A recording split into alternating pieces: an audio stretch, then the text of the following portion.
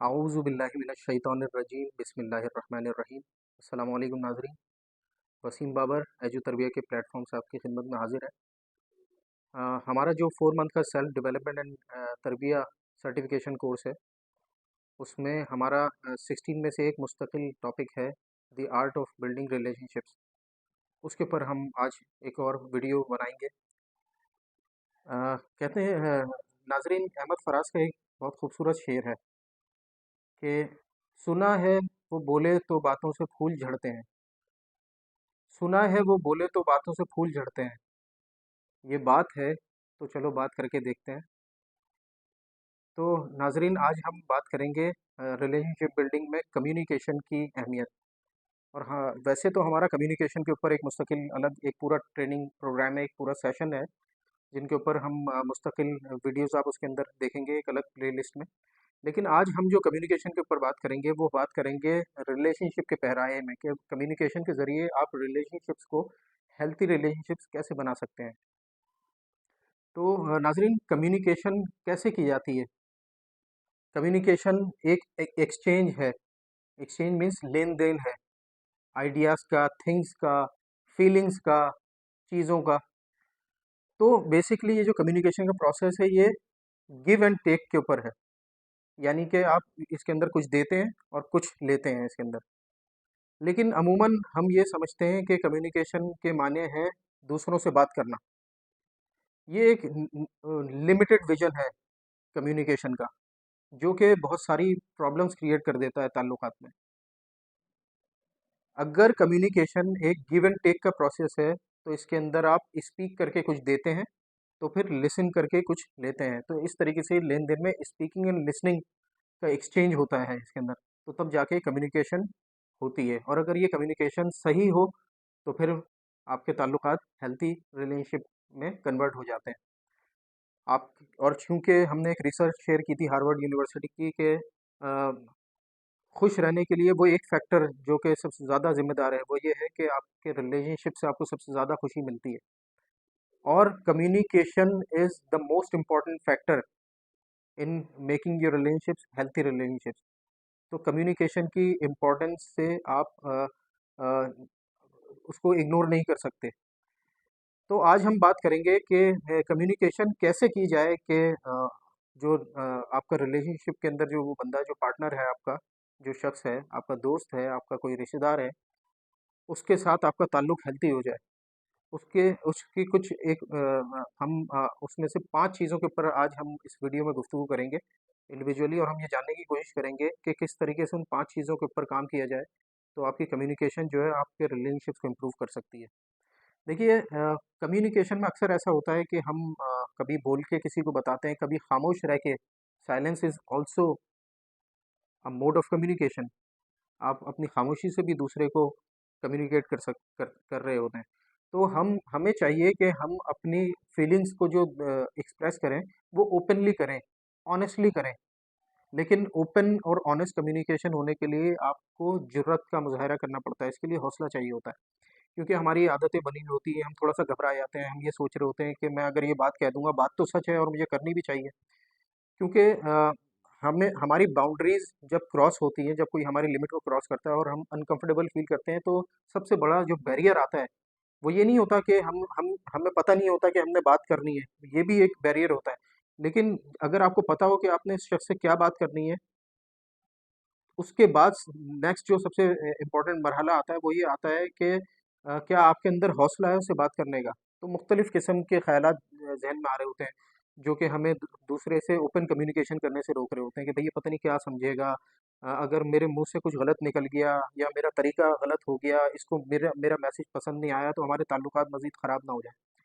देखिए, ये जब तक आप एक रिस्क लेके नहीं देखेंगे, everything is a risk for the first time. और अगर आपकी ये आदत बन चुकी है, जो कि अमूमन लोगों की आदत होती है, क्योंकि देखिए रिलेशनशिप्स जो है वो हमें सबसे ज़्यादा खुशी देते हैं, लेकिन अमूमन हम अगर अपने इर्द-गिर्द देखें और अपनी लाइफ में देखें, तो ऐसा होता नहीं है। क्योंकि हम रिलेशनशिप्स को इम्प्रूव करने के लिए जो कोशिश होती है, उसके अंदर मुख्तलिफ़ किस्म के वसवसे हमें परेशान करते हैं, जिसकी वजह से हम सही से चीज़ों को जिस तरह किया जाना चाहिए वैसे नहीं करते, और वो खुशी भी हमें मैसर नहीं होती। तो हमें ओपन कम्युनिकेशन करने के लिए हौसला चाहिए, और शुरू में थोड़ा सा इंटरनल रेजिस्टेंस आएगी, but we have to make sure that we get over that resistance, और हम फाइनली वो कहने की हिम्मत अपने अंदर पैदा कर लें, और वो ओवर टाइम आएगी, एकदम से नहीं आएगी। लेकिन आज हम वो फ्रेमवर्क डिस्कस कर लेते हैं कि वो क्या फ्रेमवर्क है, वो क्या एलिमेंट्स हैं ओपन कम्युनिकेशन के, जिसको अगर आप जिनको अगर मद्देनज़र रखें, तो आप कम्युनिकेशन के ज़रिए अपने रिलेशनशिप को इम्प्रूव कर सकते हैं। तो उसके अंदर सबसे पहला फैक्टर है स्पीकिंग। और स्पीकिंग में भी देखें, ये होता है कि हम अक्सर ये कह रहे होते हैं कि भाई हम अपने आप से बात कर रहे होते हैं कि भाई ये बात सच है और मुझे करनी चाहिए। ठीक है ना, एक शख्स ने उसने जो ना कुछ ऐसी बात कह दी है या कुछ ऐसा अमल कर दिया है जिससे मैं अनकंफर्टेबल हो गया हूँ, और अब मेरे पास मुझे कुछ इससे बात करनी चाहिए इस वक्त, ज़रूरी है। लेकिन हम नहीं करते, हम खामोश हो जाते हैं। उसमें हम फिर मुख्तलिफ़ किस्म के ख़यालात आ रहे होते हैं, और जब हम वो बात नहीं कहते, तो मुख्तलिफ़ किस्म की गलतफ़हमियाँ हमारे दिमाग के अंदर जन्म लेना शुरू कर देती हैं। और ये गलतफ़हमियाँ जब तक ख़त्म नहीं होंगी, जब तक वो आप बात फाइनली कहने की हिम्मत नहीं करेंगे और वो कह नहीं देंगे। जब आप वो बात कहेंगे ओपनली एंड ऑनेस्टली, तभी आपको पता चलेगा कि रियलिटी क्या है। एंड रियलिटी अक्सर उस सोच से डिफरेंट होती है जो कि आपके दिमाग में ख़यालात चल रहे होते हैं। तो अक्सर मुझे भी अपने रिलेशनशिप में जब कोई ऐसी बात कहनी पड़ी जो मुझे लगा कि उसका जो ना वो अगले पर एक सख्त गुजरेगी या वो उसको कबूल नहीं करेगा, तो मैंने बहुत अरसे तक खामोश रह के देखा, और मुख्तलिफ़ किस्म के ख़यालात अपने दिमाग में बना लिए कि ऐसा हो जाएगा, इस वजह से मुझे नहीं करनी चाहिए। लेकिन जब वो वक्त आया और मैंने वो बात कही, तो जैसे मैंने सोचा था वैसा रिस्पॉन्स नहीं आया। तो रियलिटी मैंने अमूमन डिफरेंट पाई, जो कि मैंने परसेप्शन बनाया हुआ था उससे डिफरेंट रियलिटी थी। तो रिस्क लेके देखिए, बात को कहिए, बात को अगर वो बात सच है तो ऑनेस्टली और ओपनली कहिए। अब जो सबसे अहम मरहला है जिसके बारे में अक्सर लोग बात नहीं करते या उनको पता नहीं होता, वो ये है कि कैसे कही जाए। एक बात अगर सच है और उसको कहा जाना ज़रूरी है, तो कैसे कही जाए कि वो बात इस तरीके से बयान हो, जैसे अहमद फराज के शेर में कहा गया है कि फूल झड़ें। तो हम ये जानने की कोशिश करते हैं कि हम ऐसे बात करें कि अगले के ऊपर वो गिरा ना गुजरे, और वो उसको एक रिसेप्टिव हो जाए, यानी कि वो उसको सुनने के लिए आमादा हो जाए। और जब वो उसको सुनने के लिए आमादा होगा और वो बात सही तरीके से की जाएगी, तो इंशाल्लाह आपको रिस्पॉन्स भी मिलेगा जो आप चाहते हैं। तो अगर कोई बात ऑनेस्टली आपने कहनी है, तो उसका सबसे पहला उसूल है कि आप उसको ब्लेम स्टेटमेंट में ना कहें। यानी कि जब आप वो बात कहें तो ऐसा अगले शख्स को ऐसा ना लगे कि उसके ऊपर कोई इल्ज़ाम लगाया जा रहा है कि उसने कोई गुनाह कर दिया है बहुत बड़ा, ऐसा ना किया जाए। बल्कि उसको बहुत ही सटल अंदाज में और इनडायरेक्टली कहा जाए कि देखें, लास्ट टाइम आपने मेरा मोबाइल मांगा था कि भाई अपना पासवर्ड बताओ। मैंने पासवर्ड तो आपको बता दिया था, लेकिन मुझे लगता है कि मुझे जो ना अपना पासवर्ड जो ना इस तरीके से शेयर करना ना मेरे लिए अनकंफर्टेबल हो जाता है। तो ये मेरी फीलिंग है। मैं उम्मीद करता हूँ कि आप इसको ऑनर करेंगे। तो ये एक तरीका है जिससे आपने इंतहाई हम्बली एक स्टेटमेंट बनाए बगैर, दूसरे की चीज़ को मिस्टेक बनाए बगैर अपने मैसेज को कम्युनिकेट कर दिया। तो अगर आप अपनी फीलिंग्स को कम्युनिकेट करना चाहते हैं, तो उसके लिए बहुत ज़रूरी है कि आप दूसरे की फीलिंग को मद्देनज़र रखते हुए अपने मैसेज को कस्टमाइज़ करें, ताकि वो अगले के ऊपर गिरा ना गुजरे और कोई रेजिस्टेंस ना आए। देखिए, रेजिस्टेंस आएगी, अग आप वो उसको लगेगा कि उसकी मिस्टेक आइडेंटिफ़ाई की जा रही है, तो इंसान की नेचर है कि वो डिफेंसिव हो जाता है। और अगर उसके ऊपर ब्लेम लगाया जाए, तो उसका पहला रिस्पॉन्स बगैर सोचे-समझे ये होता है कि वो डिफेंसिव हो जाता है, और फिर आपको रेजिस्टेंस आएगी। तो वो आपकी बात पे आमादा होने के बजाय ज़्यादा चांसेस ये होते हैं कि वो मुतनफ़्फ़िर हो जाए, और उसके और वो आपको आपने जो मैसेज कहा है या जो बात कही है, उसके नतीजे में जो आप रिस्पॉन्स चाह रहे हैं, वो ना मिले आपको। तो एक तो ये चीज़ है। दूसरा ये है कि एक बहुत अच्छा तरीका ये होता है ये इंश्योर करने के लिए कि आपके रिलेशनशिप में जो लोग हैं, वो आपको रिस्पॉन्ड करें जैसा आप चाहते हैं। तो उसके लिए ज़रूरी है कि जब आपसे कोई मिस्टेक हो जाए और कोई आपको बताए कि आपसे ये मसला हो गया था, या आपसे ये बात गलत हो गई थी जिसकी वजह से मुझे बैड फ़ील हुआ था, तो आप फ़ौरन से, अगर आपको लगता है कि वो बात सच है, तो आप अपोलोजाइज़।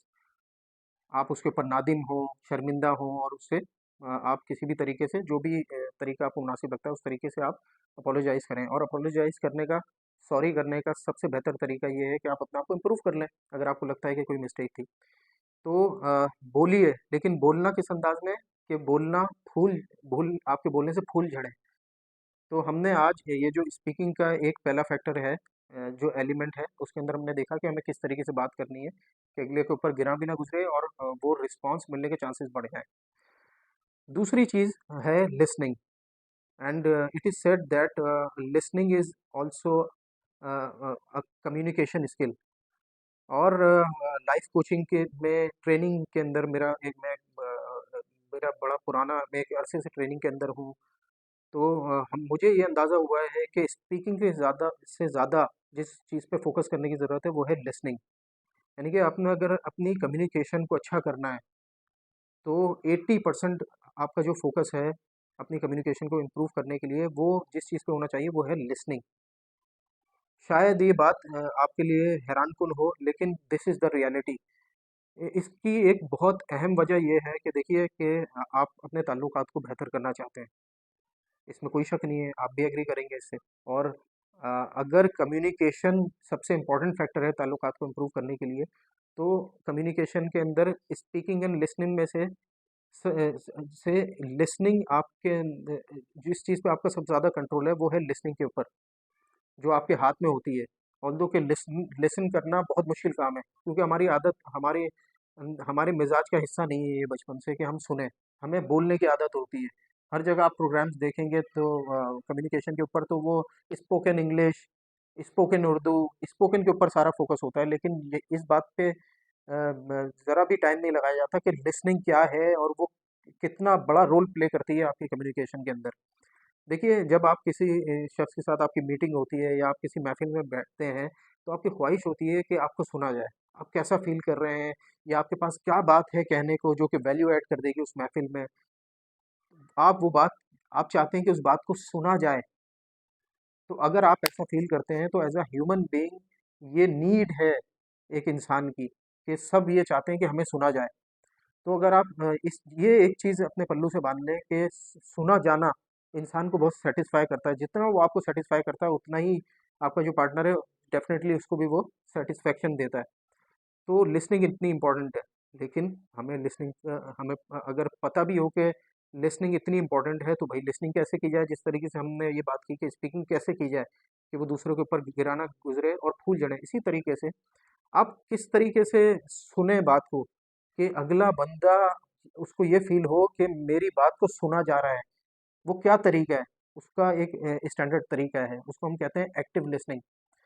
अब देखिए, लिसनिंग और हियरिंग में भी बहुत फ़र्क है। अगर आप अपने माहौल में इर्द-गिर्द आप थोड़ी देर के लिए खामोश हो जाएँ और आप फ़ोकस करें अपने एनवायरनमेंट पे, तो मुख्तलिफ़ किस्म की आवाज़ें आ रही होंगी।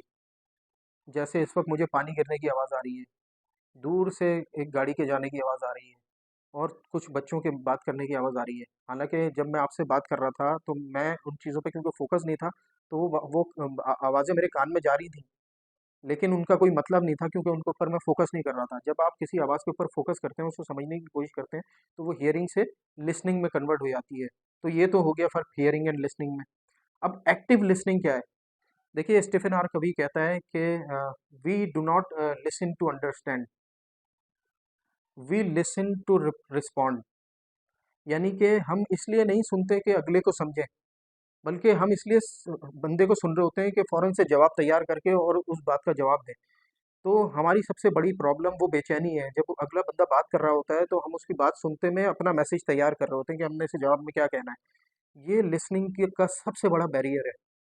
और अगर सुनने से आपको सेटिस्फेक्शन मिलती है, इसी तरीके से अगर अब आपका इस बात पे भरोसा है कि अगर आप उस शख्स की बात को सुनेंगे तो उसको भी सेटिस्फेक्शन मिलेगी और फिर आपका रिलेशनशिप इंप्रूव होगा, जो कि आप चाहते हैं।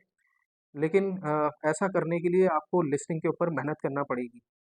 तो सबसे पहला तो उसूल आपने ये अपनाना पड़ेगा कि जिस वक़्त एक शख्स बात कर रहा हो, उस वक़्त आपका ध्यान उसकी बातों पर हो, ना कि जवाब तैयार करने के ऊपर हो।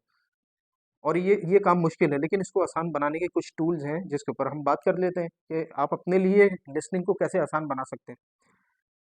तो उसके अंदर ऐसा है कि जब बंदा बात कर रहा हो, तो कुछ सिग्नल्स आपको अपने अंदर से ही मिलेंगे, या उसके ऊपर आप कॉन्शियसली काम करके उसको इम्प्रूव कर सकते हैं और उससे आपकी लिसनिंग अल्टीमेटली इम्प्रूव हो जाएगी। तो पहला तरीका ये है कि जब कोई बंदा आपसे बात कर रहा हो, तो आप कुछ अल्फ़ाज़ इस्तेमाल करें जिससे उस शख्स को ये अंदाज़ा हो कि ये शख्स मेरी बात को गौर से सुन रहा है। जैसे इंटरेस्टिंग, ये तो अच्छा हुआ, ये सुन के तो बहुत अफ़सोस हुआ। इस टाइप के जुमले या इस टाइप के वर्ड जो कि उसकी फ़ीलिंग के साथ आपको आइडेंटिफ़ाई करवाएँ, जिससे उस बंदे को अंदाज़ा हो कि हाँ, ये शख्स मेरी बात समझ रहा है। और सिर्फ़ अल्फ़ाज़ ही नहीं, देखिए आपके अल्फ़ाज़ जो है ना वो फूल कैसे बनते हैं, आपके अल्फ़ाज़ फूल ऐसे बनते हैं, इसके ऊपर पूरी रिसर्च है।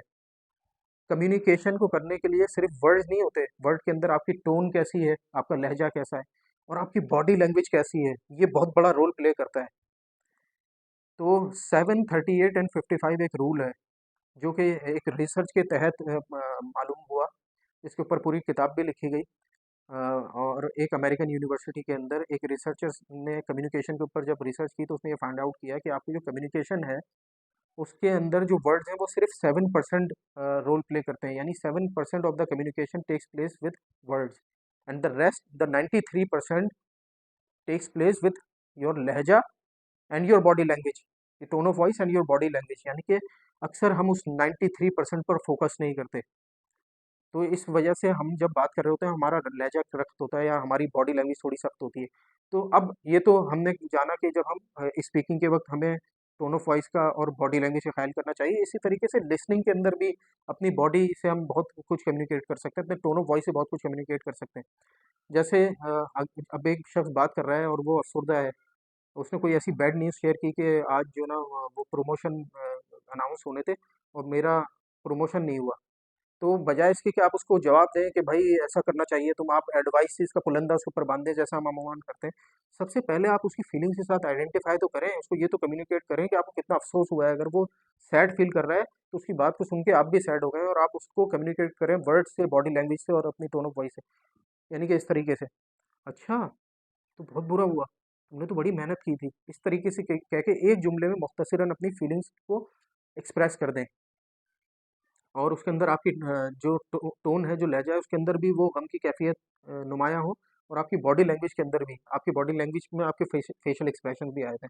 ये तो बहुत अफ़सोस हुआ मुझे सुन के, तुम्हारी सारी साल की मेहनत जो है उसका सिला यानी कि ये मिला कि तुम्हें प्रमोशन ही नहीं मिला। यानी कि इस टाइप के जुमले बीच में बोलें और अगर कोई दिलचस्प बात है तो आपके चेहरे से पता चले, अच्छा पिकनिक पे गए थे, अच्छा पूरी फैमिली के साथ, कई सालों के बाद, ज़बरदस्त। बेहतरीन चीज़ है। यानी कि इस तरीके के एडिशंस करें कि वो बंदा मज़ीद अपनी बात को करने के ऊपर आमादा हो जाए। और जब वो आप उस इस टाइप के सिग्नल्स उसको मिलेंगे तो वो अपनी बात दिल से बिल्कुल ओपनली और ऑनेस्टली करेगा। और जब कम्युनिकेशन ओपन ऑनेस्ट होती है तो यकीन कीजिए कि ताल्लुकात जो है ना बहुत ही खुशियाँ और जो है सैटिस्फैक्शन, तस्कीन लेके आते हैं हमारी ज़िंदगी के अंदर। तो लिसनिंग का तरीका ये है कि आप सबसे पहले तो लीन इन करें, अगर कोई इंपॉर्टेंट बात हो रही है तो आगे की तरफ हो जाएँ जिससे आपकी बॉडी उसकी तरफ मुतवज्जा हो जाए। दूसरा ये है कि बीच में कुछ अल्फ़ाज़ इस्तेमाल करें और उसके अंदर आपकी टोन भी जो ना आपके अल्फ़ाज़ के साथ अलाइन्ड हो। तो आप जो ना ये कम्युनिकेट कर सकते हैं कि आप उसकी बात को गौर से सुन रहे हैं, उसकी बात आपके लिए इम्पोर्टेंट है, जो कि आसान काम नहीं है। एक अच्छा लिसनर बनने में काफ़ी टाइम लग जाता है, तो शुरू में आपको रेजिस्टेंस आएगी, लेकिन ओवर टाइम अगर आप इसकी इम्पोर्टेंस को समझेंगे, तो ज़रूर आप वो सैक्रिफ़ाइस देंगे, वो इन्वेस्टमेंट इसके अंदर करेंगे जिससे आपकी लिसनिंग इम्प्रूव हो जाएगी। और लिसनिंग के अंदर जैसे मैंने आपको बताया कि बॉडी लैंग्वेज अपना बहुत बड़ा 55% रोल प्ले करती है आपकी कम्युनिकेशन में। तो वो लिसनिंग स्पीकिंग दोनों में कर रही होती है, तो आपकी और ना सिर्फ आपके वर्ड से बल्कि आपकी बॉडी से भी बंदे को कम्युनिकेट हो कि ये शख्स मेरी तरफ मुतवज्जा है, इधर उधर ना देख रहे हो आप, आपकी आंखें उस बंदे के ऊपर फोकस्ड हो, उस आपकी पूरी बॉडी से कम्युनिकेट हो रहा हो कि आप इस वक्त उसके मैसेज में खो चुके हैं। हाँ, तो speaking, listening, third body language and then fourth digital communication. अच्छा, डिजिटल कम्युनिकेशन में जिस तरीके से हमारे सोशल मीडिया प्लेटफॉर्म हो जाते हैं, अक्सर हम ज़्यादातर जो हमारी डिजिटल कम्युनिकेशन होती है वो हमारे मोबाइल डिवाइसेस से होती है। तो पहले तो हमें ये कोशिश करनी चाहिए कि हमारी कोई बहुत इम्पोर्टेंट या सीरियस टॉपिक के ऊपर अगर कोई कम्युनिकेशन होनी है तो वो डिजिटली ना हो, वो इन पर्सन हो। क्योंकि जब वो डिजिटल हो रही होती है, अगर वो वीडियो कॉल होती है तो उसमें फिर भी किसी हद तक आपकी पूरी बॉडी कवर हो जाती है, आपका पूरा मैसेज जैसी बात आप कहना चाह रहे होते हैं वो पूरी बंदा सारी सारे एलिमेंट्स उसके कवर हो रहे होते हैं। लेकिन अगर वो टेलीफोन के ऊपर हो रही है, वो सिर्फ वॉइस पे हो रही है या वो वर्ड्स में हो रही है, तो अक्सर जो है वो अगला शख्स जो है ना आपके मैसेज को किसी और तरीके से इंटरप्रेट कर सकता है, तो मिसकम्युनिकेशन होने के चांसेस बढ़ जाते हैं। तो आप कोशिश कीजिए कि अगर कोई बहुत इंपॉर्टेंट या सीरियस टॉपिक के ऊपर कम्युनिकेशन करनी है तो वो इन पर्सन हो, लेकिन अगर वो डिजिटल भी हो रही है तो कोशिश कीजिए कि एक वक्त में मल्टीपल चैटिंग ना चल रही हो आपके मल्टीपल लोगों के साथ। एक वक्त में एक ही शख्स के साथ आपकी चैटिंग हो रही हो, ताकि आपका सारा फोकस हो, आप तमाम चीज़ों को समझने पर भी ध्यान हो, और फिर ये उसी हिसाब से आप अपना मैसेज भी टाइप कर सकें, तो जिससे मिसकम्युनिकेशन के चांसेस कम हो जाएं। तो ये हमारी डिजिटल कम्युनिकेशन की साइड हो गई। Last but not least, fifth element is where and when to have an important communication. ये भी बड़ा इम्पॉर्टेंट एलिमेंट है कि आपको जो बात कहनी है वो कब कही जाए और कहाँ कही जाए, यानी कि आप जहाँ पर मौजूद हैं और आप और वो जो टाइम हो रहा है उस वक्त आपकी फीलिंग, आपकी मेंटल स्टेट कैसी है, इन तमाम चीज़ों को कंसिडर करना बहुत ज़रूरी है। अक्सर ऐसा होता है कि हम थके हुए आते हैं घर में, और हम या कोई थका हुआ घर पे आए और हम घर पे मौजूद हैं। फॉर एग्जांपल मेरा छोटा भाई थका हुआ जॉब से आता है घर के ऊपर, और मुझे कोई काम है, वो अंदर आता है, मैं उससे सिर्फ हाथ मिलाऊं और उसको मैं बोलूं कि यार ये काम कर दोगे मेरा, तो अब चांसेस है कि पता नहीं वो किस मेंटल स्टेट में है, किस कंडीशन में है, तो वो चिढ़ जाए। ठीक है ना? अगर वो चिढ़ सकता है तो इसी तरीके से हमें भी ये एहसास होना चाहिए कि जब हम एग्जॉस्टेड होते हैं या किसी नेगेटिव स्टेट में होते हैं, कोई हादसा हो जाए, कोई ऐसा वाकया पेश आ जाए जिससे हम जो है वो नेगेटिव इमोशनल स्टेट में हैं अभी फ़िलहाल, तो उस वक़्त अगर हम किसी से बात करें तो हमें इस चीज़ के ऊपर ध्यान रखना चाहिए कि इस वक़्त हमारी इमोशनल स्टेट क्या है? क्या हम काम फ़ील कर रहे हैं? क्या हम बिल्कुल सुकून में हैं? इन चीज़ों का ध्यान रखना बहुत ज़रूरी है बातचीत करने से पहले या किसी चीज़ का रिस्पॉन्स देने से पहले। इसके अलावा हम जो बात कह रहे हैं उस वक़्त जिस शख्स से हम बात कर रहे हैं वो हमारे इर्द-गिर्द लोग हैं या नहीं, और अगर कोई इम्पोर्टेंट टॉपिक पर या सीरियस टॉपिक के ऊपर कम्युनिकेशन हो रही हो, तो हमें कोशिश करनी चाहिए कि ऐसी जगह पर हो जहाँ पर दूसरे लोग मौजूद ना हों, ताकि सेंसिटिविटी भी जो है ना अपना रोल प्ले कर रही होती है। तो उससे हमारा जो मैसेज है वो मिसइंटरप्रेट ना हो जाए, मिसकम्युनिकेशन ना हो जाए। तो when and where you need to have an important communication, it plays an important role in how your message is received and how you respond. तो ये 5 एलिमेंट थे जिनके ऊपर हमने बात की, और इनके ऊपर हम काम करके अपनी कम्युनिकेशन को इफ़ेक्टिव बना सकते हैं। इफ़ेक्टिव से मुराद हम वो रिस्पॉन्स लेने के काबिल हो सकते हैं जो हमें चाहिए। देखिए, मैं अक्सर हम ये सोच रहे होते हैं कि भई हम हमें लोग इस तरीके से ट्रीट नहीं करते जैसे हम चाहते हैं। तो देखिए कि अगर आप चाहते हैं कि आपको रिस्पेक्ट दी जाए या लोग आपके साथ ऑनेस्ट हों, और जैसा आप चाहते हैं वैसे वो आपके साथ हो जाएँ, तो देखें जो चीज़ आप देंगे ना, वही पलट कर आपके पास वापस आएगी। तो अगर आप चाहते हैं कि लोग आपको सुनें, आपको सुना जाए, तो सबसे पहले खुद सुनने की आदत डालिए।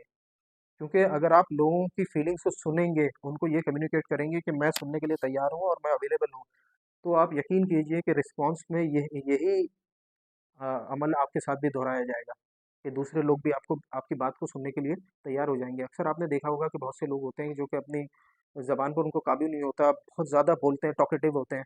तो ऐसी लोगों की बातों को ना तो सीरियस लिया जाता है, और जब वो ये चाहते हैं कि उनको सुना जाए तो वो लोग जो है ना वो बदन हो जाते हैं, और अमूमन उनको सुना नहीं जाता, तो फिर वो ये फ़ील करना शुरू हो जाते हैं ओवर टाइम कि मुझे कोई सुनता नहीं है, मुझे कोई सुनता नहीं है। अक्सर ये बात आपको वो लोग करते हुए मिलेंगे, आपको फ़ौरन एहसास होगा कि ये इस वजह से हो रहा है क्योंकि ये खुद भी किसी की बात नहीं सुनते। तो इससे पहले कि ये नहज हमारे ताल्लुकात में आए, हमें कोशिश करनी चाहिए कि हम अपना जो प्राइम फ़ोकस है, अपना जो मेजर फ़ोकस है अपनी कम्युनिकेशन का, वो लिसनिंग की तरफ रखें।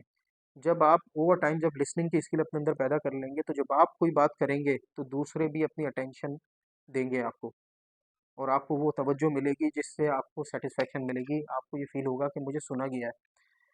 तो आज देखिए हुज़ूर पाक सल्लल्लाहु अलैहि वसल्लम की एक हदीस है कि मुसलमान वो है जिसकी ज़ुबान और हाथ से दूसरे मुसलमान महफूज़ हों।